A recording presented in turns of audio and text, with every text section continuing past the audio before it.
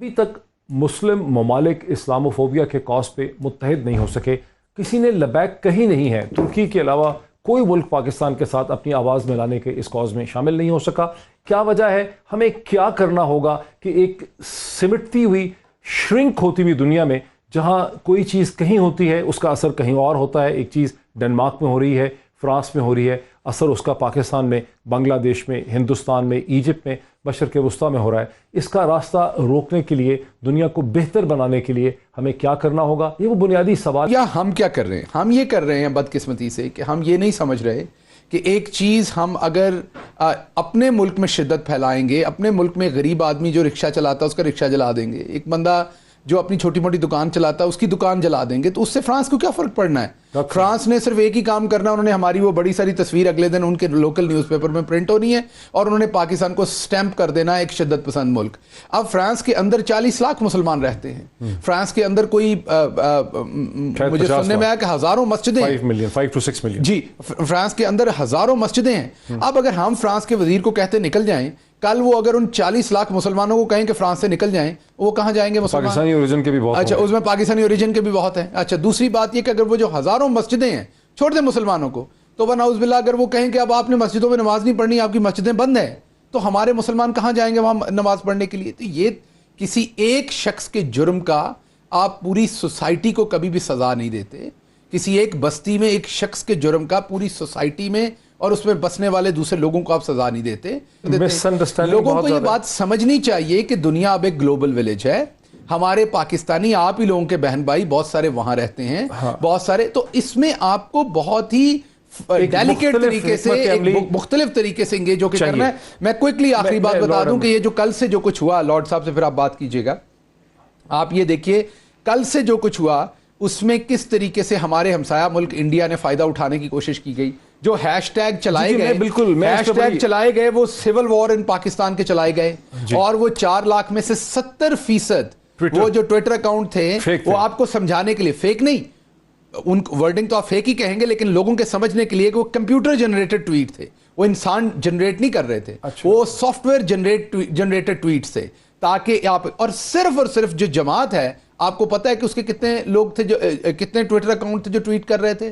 जैसे एक जमात का ये सारा हवा है, 1200 लोग सिर्फ, टोटल 1200। बाकी तमाम के तमाम लोग जो हैं वो या इंडिया से ऑपरेटेड थे और या फिर चंद मासूम पाकिस्तानी जो गेट ड्रिवन हो जाते हैं। ज़्यादा रद्द अमल सड़क पे होता है पाकिस्तान में, बांग्लादेश में, किसी हद तक इंडोनेशिया में हो जाता है, कुछ होता है थोड़ा बहुत तुर्की में।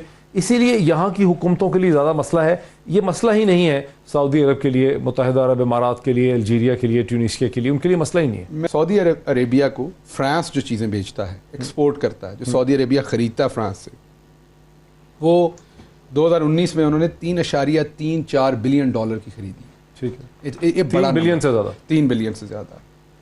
जो टर्की है वो भी ऐसे बिलियंस में, वो 12वें नंबर पे उनका सबसे बड़ा एक्सपोर्ट खरीदने वाला टर्की है। वो तो अगर यूरोप के साथ, अगर आप दूसरे नंबर ले लें तो सिर्फ फरवरी के महीने में, सिर्फ ये फरवरी का महीना जो गुजरा है, सऊदी अरब ने जो इंपोर्ट की है वहाँ से, फ्रांस ने एक्सपोर्ट किया सऊदी अरब को, वो 214 मिलियन यूरो से बढ़ के 239 मिलियन यूरो एक महीने में। जिस टाइम हम गमो गुस्सा दिखा रहे हैं उस टाइम सऊदी अरेबिया और माल खरीद रहा है उनसे। आगे चलते हैं, आपके सामने कुछ नंबर रखते हैं। अल्जीरिया जो है, उनकी एक महीने की जो इंपोर्ट है वहाँ से जो खरीदते हैं वो फ्रांस से, वो 452 यूरो है। मलेशिया 452 मिलियन, 452 मिलियन यूरो, बिल्कुल सही, तकरीबन आपने करेक्ट किया, 452 मिलियन। मलेशिया जो है उसकी 22 करोड़ डॉलर, ये अब मेरे पास डॉलर्स में अगली फिगर्स है। इजिप्ट की 20 करोड़ डॉलर्स, इंडोनेशिया की 15 करोड़ डॉलर्स, ईरान की 10 करोड़ डॉलर्स, कुवैत की 6 करोड़ डॉलर्स और पाकिस्तान की 4 करोड़ डॉलर्स। अब इस 4 करोड़ डॉलर को हम खत्म कर देते हैं तो मुझे बताइए क्या फर्क पड़ेगा फ्रांस के ऊपर? जो हम उन्हें बेचते हैं वो कहीं ज्यादा है, क्योंकि हमारा टेक्सटाइल वहां पर जाता है बहुत सारा, फ्रांस में और यूरोप में, और फिर हमारे बहुत सारे लोग वहां रहते हैं। हम अपनी जान भी देने को तैयार हैं, प्रॉफिट पीस भी अपॉन हिम, प्रॉफिट सल्लल्लाहु अलैहि वसल्लम के लिए, लेकिन आपने, हमारे प्रॉफिट ने ही हमें रैशनैलिटी सिखाई है, हमारे प्रॉफिट ने ही हमें ये सिखाया है कि आपने अकल इस्तेमाल करनी, आपने अपनी बात जो है वो तदब्बर से, जुस्तजू के साथ, माइल्ड होकर अगले बंदे को एक्सप्लेन करनी है। जो एक खातून, prophet peace be upon him, के ऊपर कूड़ा फेंकती थी, जब वो बीमार हो गई تو نبی کریم صلی اللہ علیہ وسلم ان کے گھر گئے پوچھنے کے لیے کہ آپ نے میرے پہ کوڑا کیوں نہیں پھینکا. ادھر جو ساؤتھ ایشیا ہے, جو انڈیا پاکستان ہے, یہاں پر جو اسلام پھیلا, میرے بڑے بزرگ تو مسلمان نہیں تھے, سکھ تھے نیچرلی. جو یہاں پر اسلام پھیلا, وہ اسلام پھیلا اولیاء کرام کی جو اچھا اخلاق تھا, جو سافٹ تعلیمات تھی, جو ان کا کلچر تھا, لا کے انہوں نے پیار سے محبت سے. جو مین ایشو ہے نا, اس کو ذرا تو ہمارا مین ایشو ہے کہ ہم بہت ہی ٹنل ویژن میں دیکھتے ہیں کہ پتہ نہیں پاکستان نے یہ کر دیا تو کیا ہو جانا ہے. جب تک پوری مسلم ورلڈ ہمارے ساتھ کھڑی نہیں ہوتی, کچھ نہیں ہو سکتا. اور بدقسمتی سے ابھی تک مسلم ورلڈ میں سے اس طرح سے رسپانس نہیں آتا. اچھا جل صاحب, ہم تو ہندوستان کے ساتھ کر رہے تھے انگیجمنٹ گزشتہ کئی مہینوں کی, اور اس کے نتیجے میں ٹریڈ بھی ہم کھولنے والے تھے, لیکن ذرا سا موقع ملا ہندوستان کی ایجنسیز کو اور وہاں کی اسٹیبلشمنٹ کو, تو انہوں نے پوری دنیا کے سامنے پاکستان کی سول وار, حالانکہ ایک لمیٹڈ ایریا میں ایک جو انتشار تھا, اس کو انہوں نے سول وار بنایا. اور یہ تمام حقائق سامنے آ چکے ہیں کہ کیسے 380 واٹس ایپ گروپ اور کیسے 4 لاکھ ٹویٹس جو ہیں انہوں نے جنریٹ کیے, کمپیوٹر جنریٹڈ. تو یہ کہاں چلے تھے, ہم کیا کر رہے ہیں ہندوستان کے ساتھ, یہ تو کیا ہو رہا ہے جنرل صاحب؟ Thank you very much. مجھے چونکہ آپ کا اسپیسیفک کوشچن میرے سے انڈین ریسپانس کے بارے میں ہے, لہٰذا میں اپنے جواب کو یہیں تک ریسٹرکٹ کروں گا. ہندوستان سے اور اجیت دوال کے لیڈ انیشیٹو سے اگر ہم کوئی اچھی توقعات وابستہ کر رہے ہیں اور نریندرا مودی سے ہم کسی ہمدردی اور محبت کی توقع رکھ رہے ہیں, تو پھر ہمیں اپنی پیچھے 72 ایئرز کی تاریخ کو ایک دفعہ دیکھنا ہوگا کہ انہوں نے یہ جو ڈائیلاگ کی ہم بات کر رہے تھے, شروع تو کیا 2018 میں, اور اس کا نتیجہ 5 اگست 2019 کو کیا دیا کشمیریوں کو اور اس اوور آل کاز کو جو ہمارے درمیان اور ان کے درمیان ہے.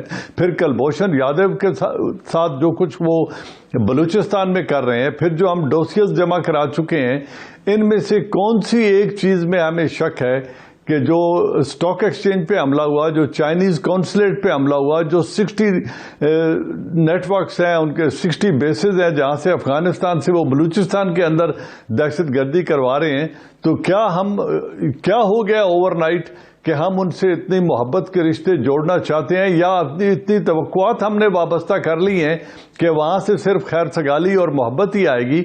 تو میں سمجھتا ہوں اس کو ہمیں اس وقت بھی بڑے سوچ سمجھ کے چلنا چاہیے, اور آج بھی ہمیں یہ جاننا چاہیے کہ ہندوستان کو جب کبھی کوئی موقع ملے گا, ہمیں دہشت گرد ڈکلیئر کروانا ہو یا ہمارے اوپر کوئی لیبل لگانا ہو انٹالرنس کا, یا کسی قسم کا, اور ہمارے اور چائنا کے درمیان جو بڑھتے ہوئے تعلقات ہیں ان کو کوئی زخم پہنچانی ہو, تو وہ کوئی موقع اپنے ہاتھ سے جانے نہیں دے گا. اس لیے اپنی توقعات کا جو بار ہے اس کو ایک بیلنس طریقے سے رکھیں تاکہ ہمیں کوئی آکورڈ سرپرائز نہ ملے. لے کر چلنے کی ضرورت ہے. لارڈ احمد, اس اعداد و شمار کو سن کے, اور جو پروفیسر عادل نجم نے کہا اور جو ڈاکٹر شہباز گل کہہ رہے ہیں, یہ بات سمجھ آتی ہے کہ جب تک مسلم دنیا ایک پلیٹ فارم پہ اکٹھی نہیں ہوتی, ہمارے پاس کوئی لیوریج ہے بھی نہیں ہے فرانس کو یا یورپین یونین کو متاثر کرنے کے لیے یا امپریس اپون کرنے کے لیے. ہم اپنے تعلقات توڑ بھی لیں تو فرانس کو یا یورپین یونین کو کیا فرق پڑتا ہے؟